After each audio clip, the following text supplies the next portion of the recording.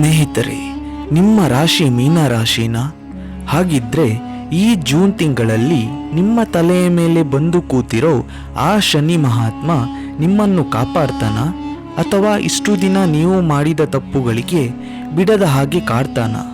ಹೌದು ಸ್ನೇಹಿತರೆ, ಸಾಡೆ ಸಾತಿಯ ಎರಡನೇ ಹಂತ ಅಂದರೆ ಇಡೀ ಜಗತ್ತನ್ನೇ ನಡುಗಿಸೋ ಜನ್ಮ ಶನಿ ಈಗ ನಿಮ್ಮ ರಾಶಿಯಲ್ಲೇ ಕೂತು ಅಟ್ಟಹಾಸ ಮಾಡ್ತಿದ್ದಾನೆ.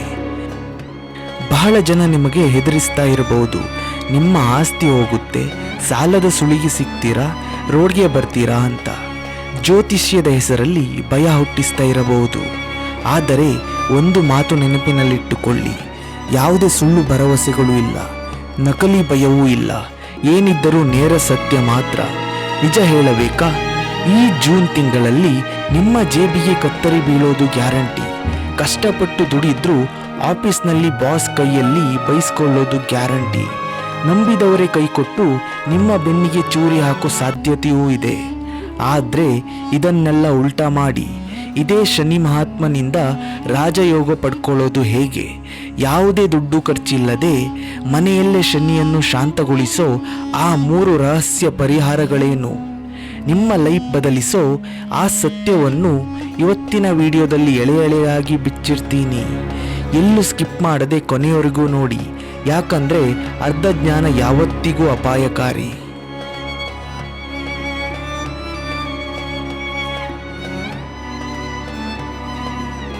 ಸರಿ ಸ್ನೇಹಿತರೆ, ಆತಂಕ ಪಡಬೇಡಿ.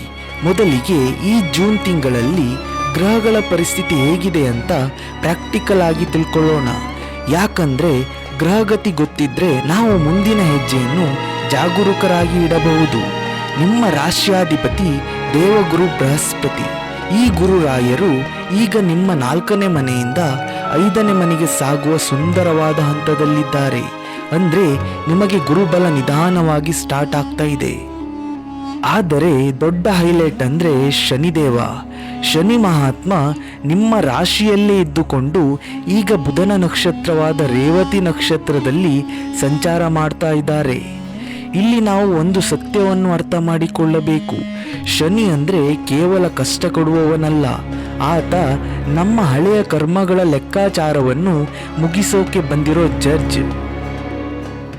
ಜನ್ಮ ಶನಿ ನಡೀತಾ ಇರೋದ್ರಿಂದ ಈ ಜೂನ್ ತಿಂಗಳಲ್ಲಿ ನೀವು ಯಾವುದೇ ಕೆಲಸ ಮಾಡಿದ್ರೂ ಅದರಲ್ಲಿ ಸ್ವಲ್ಪ ವಿಳಂಬ ಅಂದರೆ ಡಿಲೇ ಆಗೋದು ಗ್ಯಾರಂಟಿ. ಅಂದರೆ ನೀವು ಇವತ್ತು ಮುಗಿಸಬೇಕು ಅಂದ್ಕೊಂಡಿರೋ ಕೆಲಸ ಕೆಲವು ಅನಿವಾರ್ಯ ಕಾರಣಗಳಿಂದ 4 ದಿನ ತಡವಾಗಿ ಆಗಬಹುದು. ಕೈಗೆ ಬಂದ ತುತ್ತು ಬಾಯಿಗೆ ಬರಲಿಲ್ಲ ಅನ್ನೋ ತರಹದ ಸನ್ನಿವೇಶಗಳು ಎದುರಾಗಬಹುದು. ಆದರೆ ಹೆದರಬೇಡಿ, ಶನಿ ನಿಮ್ಮನ್ನು ಪರೀಕ್ಷೆ ಮಾಡ್ತಾ ಇದ್ದಾನೆ ಅಷ್ಟೇ. ಯಾರು ತಾಳ್ಮೆಯಿಂದ ಇರ್ತಾರೋ ಅವರಿಗೆ ಶನಿ ಖಂಡಿತ ಒಳ್ಳೆಯದನ್ನೇ ಮಾಡ್ತಾನೆ. ಈಗ ನಿಮ್ಮಲ್ಲಿ ಬಹಳ ಜನ ಕಾಯ್ತಾ ಇರೋ ವಿಷಯಕ್ಕೆ ಬರೋಣ. ಅದೇ ನಮ್ಮ ಕೆಲಸ, ನಮ್ಮ ಉದ್ಯೋಗ, ನಮ್ಮ ಬಿಸ್ನೆಸ್. ಈ ಜೂನ್ ತಿಂಗಳಲ್ಲಿ ಉದ್ಯೋಗಸ್ಥರಿಗೆ ಪರಿಸ್ಥಿತಿ ಹೇಗಿರುತ್ತೆ ಗೊತ್ತಾ? ತಾಳ್ಮೆ ಮತ್ತು ಶ್ರಮ ಇವೆರಡು ನಿಮ್ಮ ಮಂತ್ರ ಆಗಬೇಕು. ಶನಿ ನಿಮ್ಮ ರಾಶಿಯಲ್ಲೇ ಇರೋದ್ರಿಂದ ಆಫೀಸ್ನಲ್ಲಿ ಕೆಲಸದ ಒತ್ತಡ ತುಂಬ ಜಾಸ್ತಿ ಇರುತ್ತೆ. ನೀವು ಎಷ್ಟೇ ಕಷ್ಟಪಟ್ಟು ಕೆಲಸ ಮಾಡಿದ್ರೂ ಹೈಯರ್ ಅಥಾರಿಟಿಯಿಂದ ಅಥವಾ ನಿಮ್ಮ ಬಾಸ್ನಿಂದ ತಕ್ಷಣಕ್ಕೆ ಮೆಚ್ಚುಗೆ ಸಿಗೋದು ಕಷ್ಟ ಆಗಬಹುದು. ಬೆಳಿಗ್ಗೆಯಿಂದ ರಾತ್ರಿವರೆಗೆ ದುಡಿದ್ರೂ ಸಣ್ಣ ತಪ್ಪುಗಳನ್ನೇ ದೊಡ್ಡದು ಮಾಡಿ ತೋರಿಸುವಂತಹ ವಾತಾವರಣ ಇರಬಹುದು. ಜೊತೆಯಲ್ಲಿ ಇರೋರೇ ನಿಮ್ಮ ಬೆನ್ನ ಹಿಂದೆ ರಾಜಕೀಯ ಅಥವಾ ಪಿತೂರಿ ನಡೆಸುವ ಸಾಧ್ಯತೆ ಇರುತ್ತೆ. ಆದರೆ ಧೃತಿಗೆಡಬೇಡಿ. ಈ ಜೂನ್ ತಿಂಗಳಲ್ಲಿ ಆಫೀಸ್ನಲ್ಲಿ ಯಾರ ಜೊತೆಯೂ ವಾದಕ್ಕೆ ಇಳಿಯಬೇಡಿ, ಕೋಪ ಮಾಡಿಕೊಳ್ಳಬೇಡಿ. ಯಾವುದೇ ಕಾರಣಕ್ಕೂ ಕೋಪದಲ್ಲಿ ಕೆಲಸಕ್ಕೆ ರಿಸೈನ್ ಮಾಡೋ ಆತುರದ ನಿರ್ಧಾರವನ್ನು ಮಾತ್ರ ತಗೋಬೇಡಿ. ಹೊಸ ಕೆಲಸ ಕೈಗೆ ಸಿಗೋವರೆಗೂ ಹಳೆ ಕೆಲಸವನ್ನು ಗಟ್ಟಿಯಾಗಿ ಹಿಡ್ಕೊಂಡಿರಿ. ಇನ್ನು ವ್ಯಾಪಾರಸ್ಥರು, ಬಿಸ್ನೆಸ್ ಮಾಡ್ತಾ ಇರೋರಿಗೆ ಜೂನ್ ತಿಂಗಳು ಹೇಗಿರುತ್ತೆ ನೋಡಿ. ನೀವೇನಾದರೂ ಪಾರ್ಟ್ನರ್ಶಿಪ್ ಬಿಸ್ನೆಸ್ ಮಾಡ್ತಾ ಇದ್ರೆ ಲೆಕ್ಕಪತ್ರಗಳಲ್ಲಿ ತುಂಬ ಸ್ಪಷ್ಟವಾಗಿರಿ. ಅವನು ನನ್ನ ಕ್ಲೋಸ್ ಫ್ರೆಂಡ್, ಅವನು ಮೋಸ ಮಾಡಲ್ಲ ಅಂತ ಬ್ಲೈಂಡ್ ಆಗಿ ಯಾರನ್ನು ನಂಬಬೇಡಿ. ಅಫಿಷಿಯಲ್ ಡಾಕ್ಯುಮೆಂಟ್ಸ್ ಪರಿಶೀಲಿಸದೆ ಸೈನ್ ಮಾಡಬೇಡಿ. ಆದರೆ ಒಂದು ಪಾಸಿಟಿವ್ ವಿಷಯ ಏನಪ್ಪ ಅಂದರೆ, ನೀವೇನಾದರೂ ಕಬ್ಬಿಣ, cement, hardware, construction, oil business ಅಥವಾ ಕೋರ್ಟ್ ಕಚೇರಿ ಕೆಲಸಗಳಿಗೆ ಸಂಬಂಧಪಟ್ಟ ಬಿಸ್ನೆಸ್ನಲ್ಲಿದ್ದರೆ ನಿಧಾನವಾಗಿ ಅಡ್ರೆಸ್ ಸಿಗುತ್ತೆ. ಶ್ರಮ ಪಟ್ಟರೆ ಫಲ ಖಂಡಿತ ಸಿಗುತ್ತೆ. ಆದರೆ ಶಾರ್ಟ್ಕಟ್ ಬಳಸಿ ಹಣ ಮಾಡೋಕೆ ಹೋದ್ರೆ ಮಾತ್ರ ಶನಿದೇವ ದೊಡ್ಡ ಪೆಟ್ಟು ಕೊಡ್ತಾನೆ, ನೆನಪಿರಲಿ. ಈಗ ಪ್ರತಿಯೊಬ್ಬ ಮನುಷ್ಯನಿಗೂ ನೆಮ್ಮದಿ ಕೊಡುವ ಜಾಗ ಅಂದರೆ ಅದು ಮನೆ, ಸಂಸಾರ. ಆ ಸಂಸಾರದಲ್ಲಿ ಈ ತಿಂಗಳು ಶಾಂತಿ ಇರುತ್ತಾ? ನೋಡಿ ಸ್ನೇಹಿತರೆ, ಶನಿ ಲಗ್ನದಲ್ಲಿದ್ದಾಗ ನಮ್ಮ ತಲೆಯಲ್ಲಿ ಟೆನ್ಷನ್ ತುಂಬಿರುತ್ತೆ. ನಾವು ಆಫೀಸ್ ಟೆನ್ಷನ್ ಅಥವಾ ಬಿಸ್ನೆಸ್ ಟೆನ್ಷನ್ ತಗೊಂಡು ಬಂದು ಇಲ್ಲಿ ಇಳಿಸ್ತೀವಿ. ಮನೆಯಲ್ಲಿರೋ ಹೆಂಡತಿ ಮೇಲೋ, ಗಂಡನ ಮೇಲೋ ಅಥವಾ ಮಕ್ಕಳ ಮೇಲೋ ತೋರಿಸ್ತೀವಿ. ಇದರಿಂದ ಏನಾಗುತ್ತೆ? ಮನೆಯಲ್ಲಿರೋ ನೆಮ್ಮದಿ ಹಾಳಾಗುತ್ತೆ. ಜೂನ್ ತಿಂಗಳಲ್ಲಿ ಮೀನರಾಶಿಯವರ ಮನೆಯಲ್ಲಿ ಸಣ್ಣ ವಿಷಯಕ್ಕೆ ದೊಡ್ಡ ಜಗಳ ಅಥವಾ ಭಿನ್ನಾಭಿಪ್ರಾಯಗಳು ಬರುವ ಸಾಧ್ಯತೆ ಇದೆ. ಗಂಡ ಹೆಂಡತಿ ನಡುವೆ ಮಿಸ್ಅಂಡರ್ಸ್ಟ್ಯಾಂಡಿಂಗ್ ಆಗಬಹುದು. ಸಂಗಾತಿ ಏನೋ ಒಂದು ಪ್ರೀತಿಯಿಂದ ಹೇಳೋಕೆ ಬಂದರೆ ನೀವು ಅದನ್ನು ತಪ್ಪಾಗಿ ಅರ್ಥ ಮಾಡಿಕೊಂಡು ಸಿಡಿಮಿಡಿಗೊಳ್ಳಬಹುದು. ದಯವಿಟ್ಟು ಹಾಗೆ ಮಾಡಬೇಡಿ. ಮನೆಗೆ ಬಂದ ಮೇಲೆ ಆಫೀಸ್ ಕಿರಿಕಿರಿಯನ್ನು ಹೊರಗಡೆ ಇಟ್ಟು ಬನ್ನಿ. ನಿಮ್ಮ ಸಂಗಾತಿಗೆ ಸ್ವಲ್ಪ ಸಮಯ ಕೊಡಿ. ಅವರ ಮಾತನ್ನ ತಾಳ್ಮೆಯಿಂದ ಕೇಳಿ. ಕೋಪ ಬಂದಾಗ ಮೌನವಾಗಿರಿ. ಇದು ಈ ತಿಂಗಳು ನಿಮ್ಮ ಸಂಸಾರವನ್ನು ನೆಮ್ಮದಿಯಾಗಿ ಇಡುವ ಮಂತ್ರ. ಇನ್ನು ಪ್ರೇಮಿಗಳ ವಿಷಯಕ್ಕೆ ಬರೋಣ. ಪ್ರೀತಿ ಮಾಡ್ತಾ ಇರೋರಿಗೆ ಈ ಜೂನ್ ತಿಂಗಳು ಸ್ವಲ್ಪ ಪರೀಕ್ಷಾ ಸಮಯ. ಮೂರನೆಯ ವ್ಯಕ್ತಿಯ ಮಾತುಗಳನ್ನು ಕೇಳಿಕೊಂಡು ನಿಮ್ಮ ಪ್ರೀತಿ ಪಾತ್ರರನ್ನು ಸಂಶಯ ಪಡಬೇಡಿ. ಅನುಮಾನ ದೊಡ್ಡ ರೋಗ. ಏನೇ ಗೊಂದಲ ಇದ್ರೂ ಕೂತು ಮಾತನಾಡಿ ಬಗೆಹರಿಸಿಕೊಳ್ಳಿ. ಇನ್ನು ಮನೆಯಲ್ಲಿ ಹಿರಿಯರ, ವಿಶೇಷವಾಗಿ ತಂದೆ ತಾಯಿಯ ಆರೋಗ್ಯದ ಕಡೆ ಗಮನ ಕೊಡಿ. ಅಣ್ಣ ತಮ್ಮಂದಿರ ಜೊತೆ ಆಸ್ತಿ ಪಾಸ್ತಿ ವಿಚಾರದಲ್ಲಿ ಏನಾದರೂ ವಿವಾದ ಇದ್ದರೆ ಜೂನ್ ತಿಂಗಳಲ್ಲಿ ಕೋರ್ಟ್ಗೆ ಹೋಗೋ ಬದಲು ಮನೆಯಲ್ಲೇ ಹಿರಿಯರನ್ನು ಕೂರಿಸಿಕೊಂಡು ಸಂಧಾನ ಮಾಡಿಕೊಳ್ಳುವುದು ತುಂಬಾ ಒಳ್ಳೆಯದು. ಸ್ನೇಹಿತರೆ, ಇಷ್ಟೆಲ್ಲ ಸವಾಲುಗಳಿವೆಯಲ್ಲ, ಇದಕ್ಕೆ ಪರಿಹಾರ ಏನು? ನಾವು ಯಾವತ್ತೂ ದುಬಾರಿ ಪೂಜೆ ಪುನಸ್ಕಾರಗಳನ್ನು ನಂಬಬೇಕಿಲ್ಲ. ಮನೆಯಲ್ಲೇ ಮಾಡಬಹುದಾದ ಶನಿದೇವನಿಗೆ ಅತ್ಯಂತ ಪ್ರಿಯವಾದ 3 ಸರಳ ಪರಿಹಾರಗಳು ಇಲ್ಲಿವೆ. ಮೊದಲನೆಯದಾಗಿ ಹನುಮಾದ ಆರಾಧನೆ.